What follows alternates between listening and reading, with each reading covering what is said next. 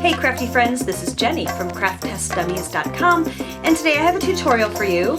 Today we're going to make a personalized e-reader cover. It will work on any e-reader cover that you have. It just has to have a nice white surface so that you can put on your own custom logo. Great for dads, great for grads, great for people who are difficult to buy for. You can use a team logo, you can use a mascot, you could use a monogram. Really, there's a lot of options. So stay tuned, I'm going to show you how to do it yourself.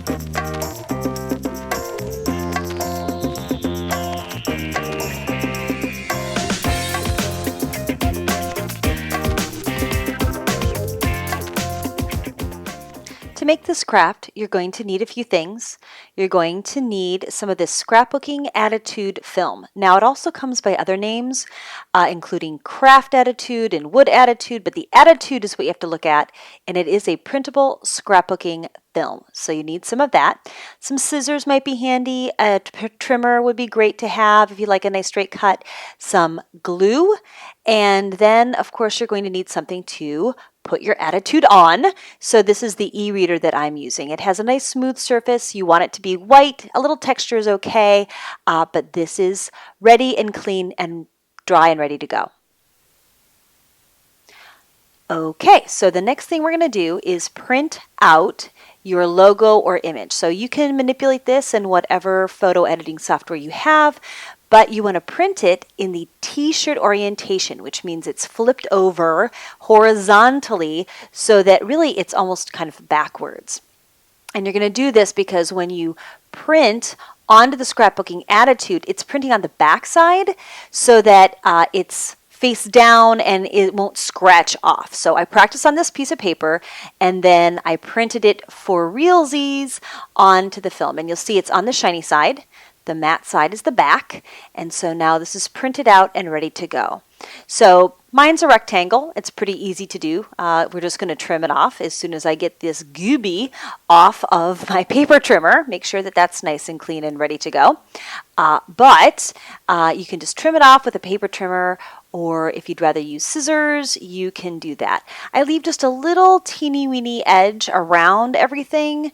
I don't want to have a whole lot of image kind of bleeding off of the edge. And so now I'm just going to use my trimmer with my scissors and trim that nice and close so that it's ready to go. So now here we are, everything is ready to go, and we're going to use glue. So I'm just using a regular Elmer's glue stick. Now if we were using a fabric, we could actually use an iron to iron it on, but because this is a kind of a plasticky surface, I'm going to use the glue stick for this. And I've put down my mat, and now I'm just going to add a liberal amount of glue all over the printed side of my film. And don't be stingy, feel free to use a lot of glue because this is what's primarily holding it down. Make sure you go around the edges too, and all the edges should be, all the way to the corner, lots of glue.